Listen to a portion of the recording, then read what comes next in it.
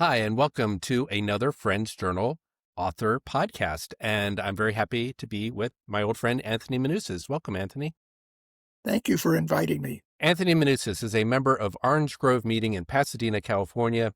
He is the editor, author of numerous articles, yes, very much, and 7 books, the most recent being Howard and Anna Britton, Reinventors of Quakerism in the 20th Century.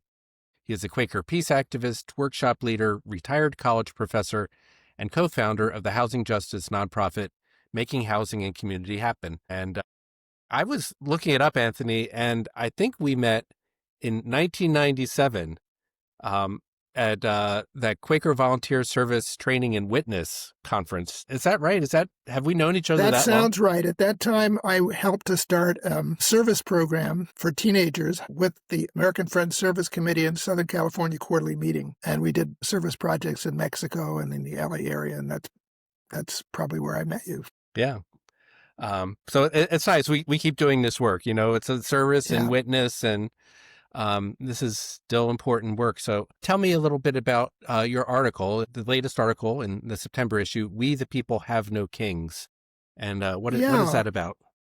Thank you for asking that question. Well, I think all of us are really concerned about the authoritarian takeover of our country. I don't think we've ever experienced anything like it. I hate to be hyperbolic because that's the language that this regime uses, but literally there's been nothing like this that I'm aware of in times of peace. I think sometimes, like in times of war, there's been repression of dissent, but not in this kind of comprehensive scale where it feels like there's really an effort to change the very nature of our government and in a permanent way. Breaking norms or breaking previously established norms is how the euphemism that the newspapers all seem to use. And pretty much every article talks about that. And of course, it just means all the old rules are out the window, it seems. Absolutely. And we're experiencing it directly here. I live in a neighborhood that was originally redlined in Pasadena. It was the African-American neighborhood. And my wife moved in here deliberately to be a good neighbor about 20 years ago. And so we have a large number of Latinos who live in our area. And our Quaker meeting house is located right in the heart of the Latino community. And about 2 months ago, ICE invaded our city. I can't think of a better word for it. They were literally prowling around the streets. And we have very strong movement in our city. The National Day Laborers Organizing Network, or NDLON, that works with religious groups like the Clergy Community Coalition and, to sort of monitor what ICE was doing. And then one morning at 5:30 a.m., ICE agents swooped down on 3 day laborers who were waiting for the bus about 100 yards away from our Quaker meeting. And they were abducted. And a couple hours later, some of us went down to where that happened. We have a rapid response. And another ICE agent pulled up in a car, and someone tried to take a picture of the car, and that agent leaped out with a gun and pointed it at a group of people who were in the parking lot in front of the Mexican supermarket. That was a shocker for our city. Our mayor's Latino, our city manager. Traditionally, you can take photos. I mean, that's a basic, and any protester knows, you get out your camera, you can film anything that's going down. Right. So to give you an idea of our city is very, I think, well organized in many ways because of the NDLON. By 6 o'clock that night, we had 4,000 people gathered at this site with clergy praying, community leaders speaking. And when all the speaking was over, NDLON has a band called Jornaleros del Norte, and it's in a big truck, and the truck has one side that's been hollowed out. And so they were playing cumbia, and we all danced in the street till 9 or so at night. And I bring that up because what we were practicing is what Pablo Alvarado, the director of NDLON, calls joyful resistance. And he believes that music plays an important part in the organizing work. And it does. I mean, it historically has. I mean, think about this peace movement of the 1960s, and you think of we shall overcome, we shall not be moved, how many roads must a man walk down, and on and on.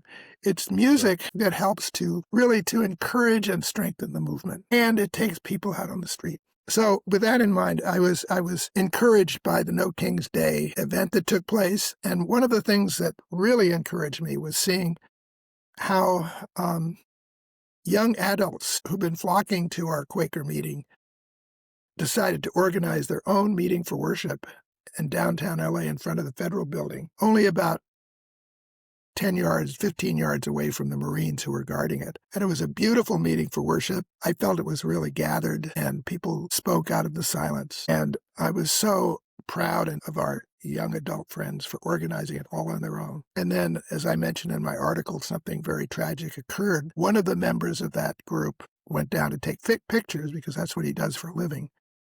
And he was shot in the face by an LAPD officer. They had come in riot gear to disrupt a very peaceful protest. And he was just chronicling what happened. LAPD has been targeting journalists. That's been documented. So I think they thought he was a journalist, which is absolutely the wrong reason to shoot him. And he lost vision in his right eye. And he's been coming to meeting regularly since. And I'm so glad that he has a support group at the meeting of young adults who totally love him and give him the support he needs during this really hard time in his life. Wow, it's just shocking. I mean, the escalation of this and shooting protesters, even if it's just rubber bullets, it still can cause lifelong damage. Yeah. Yeah. So we're in different times. This is not normal. And it's only 6 months in. And so I wrote the article because I think we need to organize with a plan and a vision and a strategy, assuming that this is going to be a long struggle, at least for another 3 years, probably much longer. And that I think we as Quakers have always played a significant role in this kind of movement. And I think we really need to prepare ourselves to play a role now. And that's why I wrote the article. So what are sort of two questions? What are some of the skill sets that Quakers have that they can bring to this work? And two, what are the ways that Quakers need to sort of get out of the way and embrace other forms of styles of protest? Well, I think one of the important ways, that's a very good question. One of the important things that we bring is our way of worship. And our way of worship helps to bring the temperature down. I think what the current regime wants is a violent movement opposing them. That plays out what they want. And certainly the assassination of Charlie Kirk plays into that scenario. What Quakers bring is a commitment to peaceful protest. And when we're around, we can be that strong, committed, peaceful presence. And that's important. And what about the ways that we should get out of the way and let other forms of protest? Or I just don't want to, Quakers coming in like we know everything. No, I mean, we've got it all fixed. So exactly. Tell me, I love the dancing and the music and the coalitions that you're exactly. talking about. Well, absolutely, Martin. I think what I see right now is the immigrant community playing a role similar to what the Black community played in the civil rights movement. And that movement really transformed our country.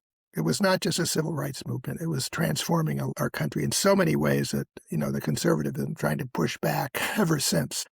So the leadership, I think, for the movement that we're going to see in the next few years is going to come from the immigrant community. And what we can do is be, when I say we, you and me are white males. And not all Quakers are white. We have people of color in our meeting. But those of us who are privileged and white can be there as a support. I think the leadership will come from the margins. That's historically always been true. Transformative leadership from marginalized people lead the way, and we who are privileged can be a strong support for them. And that's why the civil rights movement was successful. And that's why I think we Quakers can be part of, this transforming movement that's happening now. Great. Well, I'm very glad for your article. And you have 5 things that we can do to try to prevent a kingship from taking hold here in the U.S., supporting Quaker organizations, backing progressive groups, but also rallying behind progressive leaders, which sounds like some of the coalition work you've been talking about, and standing in solidarity with the marginalized communities. What's next for you? What are you doing with this work? Tell me some of the, I know you do a lot of housing work. What does that Right. entail these days?